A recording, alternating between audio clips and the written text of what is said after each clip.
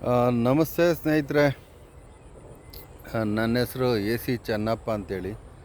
ನಾನೊಬ್ಬ ನಿವೃತ್ತ ಶಿಕ್ಷಕರ ಬಡಾವಣೆ ಮದ್ದೂರು ಸ್ನೇಹಿತರೆ. ಸೊ ಶಿಕ್ಷಣ ಕ್ಷೇತ್ರದಿಂದ ನಿವೃತ್ತಿ ಹೊಂದಿ ಈಗಾಗಲೇ 3 ವರ್ಷ ಆಯಿತು. ಹಾಗಾಗಿ ನಮ್ಮ ಸ್ನೇಹಿತರು ಹಾಗೂ ಚಲನಚಿತ್ರ ನಿರ್ಮಾಪಕರು ಆದ ಶ್ರೀಯುತ ಟಿಪ್ಪು ವರ್ಧನ್ ಸರ್ ಅವರು ಸುನೋ ಮೀಡಿಯಾ ಅಂತಕ್ಕಂಥ ಒಂದು ಮಾಧ್ಯಮದಲ್ಲಿ ನನಗೆ ಒಬ್ಬ ಪತ್ರಕರ್ತನಾಗಿ, ಮದ್ದೂರಿನ ಪತ್ರಕರ್ತನಾಗಿ ನೇಮಿಸಿರುತ್ತಾರೆ. ನಾನು ಕೆಲವು ಏನು ಕುಂದುಕೊರತೆಗಳನ್ನು ತಮ್ಮ ಈ ವಾಹಿನಿಯ ಮೂಲಕ ಪ್ರಚಾರಪಡಿಸ್ಬೇಕು ಅಂತ ಹೇಳಿ ನಾನು ಈ ಕಾರ್ಯವನ್ನು ನಿರ್ವಹಿಸ್ತಾ ಇದ್ದೀನಿ ಸ್ನೇಹಿತರೆ. ನಾನು ನಿಂತಿರುವಂಥ ಜಾಗ ಈಗ ಸಿಂಶಾ ಹೊಳೆ ಅಂತೇಳಿ, ಇದು ಮದ್ದೂರಿನ ಕೊಲಿ ಸರ್ಕಲ್ನಿಂದ ಈ ಕಡೆ ಬರುವಂಥ ಒಂದು ಜಾಗದಲ್ಲಿ ಇದೆ ಸ್ನೇಹಿತರೆ. ಇಲ್ಲೇ ಹೊಳೆ ಆಂಜನೇಯನ ದೇವಸ್ಥಾನನೂ ಕೂಡ ಪಕ್ಕದಲ್ಲೇ ಇದೆ.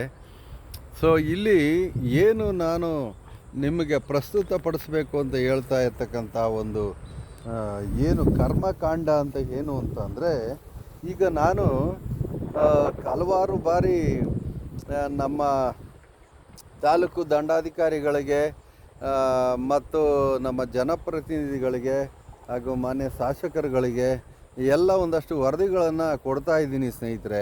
ಏನು ಮದ್ದೂರಿನ ಈ ಒಂದು ಸಿಂಶಾ ನದಿಯಲ್ಲಿ ಮರಳು ದಂಧೆ ಎಗ್ಗಿಲ್ಲದೆ ನಡೀತಾ ಇದೆ ನೋಡಿ. ಕೊಪ್ಪರಿಕೆಗಳನ್ನು ಬಳಸಿ ನೋಡಿ, ಇಲ್ಲಿ ಮರಳನ್ನು ಏನು ನೀರು ಒಳಗಡೆ ಮುಳುಗಿ ಮರಳನ್ನು ಎತ್ತು ಈ ಕಡೆ ತಂದು ತುಂಬಿಕೊಂಡು ಎತ್ತಿನ ಗಾಡಿನ ಮೂಲಕ ಭಾಳಷ್ಟು ನಿರಾಧಾರವಾಗಿ ನಡೀತಾನೇ ಇದೆ, ಕಂಟಿನ್ಯೂಸ್ ಆಗಿ ನಡೀತಾ ಇದೆ ನೋಡಿ. ಇಲ್ಲಿ ಸಾಕ್ಷಿಯಾಗಿ 1-2 ಕೊಪ್ಪರಿಕೆಗಳು ಇಲ್ಲೇ ಬಿದ್ದಿವೆ ನೋಡಿ ಸ್ನೇಹಿತರೆ.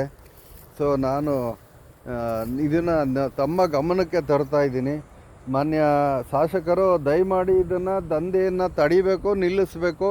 ಇದೇ ರೀತಿ ಅಲ್ಲೊಂದು ಸಿಂಶಾ ಬ್ರಿಡ್ಜ್ಗಳು ಬರ್ತವೆ, ಆ ಬ್ರಿಡ್ಜಿನ ಮುಂದುಗಡೆ ಕೂಡ ಈ ಕೋಡಳ್ಳಿಯವರು ಕೆಲವರು ಈ ದಂಧೆಗಳನ್ನು ನಡೆಸ್ತಾ ಇದ್ದಾರೆ.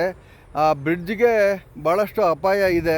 ಒಂದು ಕಾಲದಲ್ಲಿ ನಮ್ಮ ಹಾಲೂರು ಅಂತೇಳಿ ನಮ್ಮೂರು ಸ್ನೇಹಿತರೆ, ಆ ಹಾಲೂರಿನ ಪಕ್ಕದಲ್ಲೇ ವೈದ್ಯನಾಥೇಶ್ವರ ದೇವಸ್ಥಾನ ಇದೆ. ಆ ಪಕ್ಕದಲ್ಲೇ ಒಂದು ಬ್ರಿಡ್ಜನ್ನು ಮಾಡಿದರು 94ನೇ ಇಸ್ವಿಯಲ್ಲಿ. ಆದರೆ ಇದೇ ಥರ ಮರಳು ದಂಧೆ ನಡೆದು ನಮ್ಮೂರ ಬಳಿ ಅದು ಸೇತುವೆ ಮುರಿದು ಬಿತ್ತು ಸ್ನೇಹಿತರೆ. ಅದು ನಿಜವಾಗ್ಲೂ ಆಗುವಂತಹ ತೊಂದರೆ. ಈ ಒಂದು ಬ್ರಿಡ್ಜ್ಗೆ ಭಾಳಷ್ಟು ವರ್ಷಗಳ ಕಾಲ ಪ್ರತಿಭಟನೆಯನ್ನು ಮಾಡಿ, ಆ ಪ್ರತಿಭಟನೆಯ ಫಲವಾಗಿ ಈ ಒಂದು ಸೇತುವೆ ಆಗಿದೆ. ಒಂದು ಕಡೆ ಮಾತ್ರ ಸೇತುವೆ ಆಗಿದೆ, ಇನ್ನೊಂದು ಕಡೆ ಸೇತುವೆ ಆಗಲಿಲ್ಲ ಸ್ನೇಹಿತರೆ. ಸೊ ನೋಡಿ, ದಂಧೆಗಳನ್ನು ನಿಲ್ಲಿಸಬೇಕು ನಿಜವಾಗ್ಲೂ. ಆಮೇಲೆ ಇಲ್ಲಿ ಹೊಳೆ ಒಳಗಡೆಗೆ ಏನು ಒಂದು ಈ ಒತ್ತುವರಿ ಕೂಡ ಆಗಿರಬೇಕು ಅಂತ ನನ್ನ ಒಂದು ಅಭಿಪ್ರಾಯ. ಹೊಳೆಯನ್ನು ಅಕ್ಕಪಕ್ಕದ ಜಮೀನುದಾರರು ಅದನ್ನು ಆಕ್ರಮಿಸ್ಕೊಂಡಿದ್ದಾರೆ. ಸರ್ಕಾರಿ ಜಾಗವನ್ನು ಯಾರೇ ಆಕ್ರಮಿಸ್ಕೊಳ್ಳಲಿ ಅದು ಅಪರಾಧ, ಸಂವಿಧಾನ ಪ್ರಕಾರ ಅದು ಅಪರಾಧ. ದಯಮಾಡಿ ಏನು ಸರ್ಕಾರಿ ಸ್ವತ್ತಿದೆ ಅದನ್ನು, ಈಗ ನಮ್ಮ ಮಾನ್ಯ ಶ್ರೀ ಕೃಷ್ಣ ಬೈರೇಗೌಡರು ಬೆಂಗಳೂರಲ್ಲಿ ಏನು ಫುಟ್ಪಾತನ್ನು ಎತ್ತಿಸ್ತಾ ಇದ್ದಾರೆ, ನನಗೆ ಭಾಳ ಸಂತೋಷ ಇದೆ. ಮೆಜೆಸ್ಟಿಕ್ನಲ್ಲಿ ಅಂಡರ್ ಪಾಸ್ನಲ್ಲಿ ರೈಲ್ವೆ ಅಂಡರ್ ಪಾಸ್ನಲ್ಲಿ ನಾವು ಮೆಜೆಸ್ಟಿಕ್ ಸೇರಬೇಕಾದ್ರೆ ಅಲ್ಲಿ ಎಲ್ಲ 24 ಗಂಟೆ ಅಂಗಡಿಗಳನ್ನು ಅಟ್ಕೊಂಡು 24 ಗಂಟೆ ಬಿಸ್ನೆಸ್ ಮಾಡ್ತಾಯಿದ್ದಾರೆ. ನಿಜವಾಗ್ಲೂ ಕಳ್ಳ ವ್ಯಾಪಾರಸ್ಥರು ಅವರೆಲ್ಲ. ಯಾವುದೇ ತೆರಿಗೆ ಕಟ್ತಾ ಇಲ್ಲ. ಎಲ್ಲ ಪೊಲೀಸರಿಗೆ ದುಡ್ಡು ಕೊಟ್ಕೊಂಡಲ್ಲಿ ಭಾಳಷ್ಟು ರೌಡಿಸಮ್ ನಡೀತಾ ಇದೆ ಅಂತ ನಾನು ಅಂದ್ಕೊಳ್ತೀನಿ ಸ್ನೇಹಿತರೆ. ನಾನು ಅದ್ರ ಬಗ್ಗೆ ವಿಡಿಯೋ ಮಾಡಿ ಹಾಕಿದ್ದೆ, ಆದರೆ ಯಾರೂ ಅದಕ್ಕೆ ರೆಸ್ಪಾನ್ಸ್ ಇಲ್ಲ. ನಂದು ಯೂಟ್ಯೂಬ್ ಚಾನಲ್ ಇದೆ, ಚೆನ್ನಪ್ಪ ಎ ಸಿ ಅಂತ ಹೇಳಿ ಸ್ನೇಹಿತರೆ. ಅದನ್ನು ಏನು ಯೂಟ್ಯೂಬ್ಗೆ ಹೋಗಿ ಅಲ್ಲಿ ಚೆನ್ನಪ್ಪ ಎ ಸಿ ಸರ್ಚ್ನಲ್ಲಿ ಹೋಗ್ಬಿಟ್ಟು ಚೆನ್ನಪ್ಪ ಎ ಸಿ ಅಂತ ಹೊಡೆದ್ರೆ ಖಂಡಿತ ಸಿಗ್ತವೆ. ನಾನು ಭಾಳಷ್ಟು ವಿಡಿಯೋಗಳನ್ನು ಮಾಡಿದ್ದೀನಿ. ಏನು ಸೇವೆ, ಜನಸಾಮಾನ್ಯರಿಗೆ ಅದರಿಂದ ಅನ್ಯಾಯಗಳನ್ನು ತೋರಿಸ್ತಕ್ಕಂತಹ ವಿಡಿಯೋಗಳಷ್ಟೇ, ವಿನೋದಕ್ಕಾಗಿ ಮಾಡೋದಲ್ಲ. ಚೆನ್ನಪ್ಪ ಎ ಸಿ ಅಂತ ಅಲ್ಲಿ ನೀವು ಯೂಟ್ಯೂಬ್ ಓಪನ್ ಮಾಡಿ ಅಲ್ಲಿ ಸರ್ಚ್ಗೆ ಹೋಗಿ ಚೆನ್ನಪ್ಪ ಕ್ಯಾಪಿಟಲ್ ಎ ಸಿ ಅಂತ ಹೊಡೀರಿ. ಅಲ್ಲಿ ನಾನು ಸಿಗ್ತೀನಿ. ದಯಮಾಡಿ ಸ್ನೇಹಿತರೆ ನೋಡಿ, ನಾನಲ್ಲಿ ಏನು ಮೆಜೆಸ್ಟಿಕ್ನಲ್ಲಿ ಮಾಡಿದ್ದೀನಿ.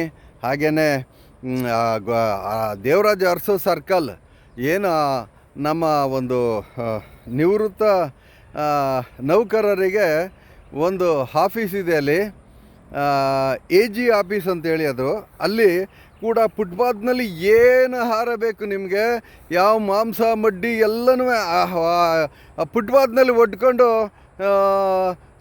ತಿರುಗಾಡೋಕ್ಕೆ ಜಾಗ ಕೊಡ್ದೇನೆ ಭಾಳಷ್ಟು ತೊಂದರೆ ಕೊಟ್ಕೊಂಡು ಅವರು ಹೊಟ್ಟೆಪಾಡು, ಅವ್ರಿಗೆ ಹೊಟ್ಟೆಪಾಡಂತೆ, ಅವ್ರಿಗೆ ಹೊಟ್ಟೆಪಾಡು. ನಿಜವಾಗ್ಲೂ ಇದು ದ್ರೋಹ.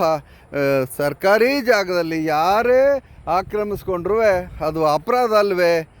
ದಯಮಾಡಿ ಇದನ್ನೆಲ್ಲ ತಡಿಬೇಕು ಅಂತ ಹೇಳ್ತಾ ನನ್ನ ಈ ಒಂದು ಕೋರಿಕೆಯನ್ನು ಏನು ನಮ್ಮ ಜನಪ್ರತಿನಿಧಿಗಳಿರ್ಬೋದು ಅಥವಾ ಮಿನಿಸ್ಟ್ರುಗಳಿರ್ಬೋದು, ದಯಮಾಡಿ ಇದನ್ನು ದಯಮಾಡಿ ಏನು ನ್ಯಾಯ ಒದಗಿಸ್ಕೊಡ್ಬೇಕು ಅಷ್ಟೇ.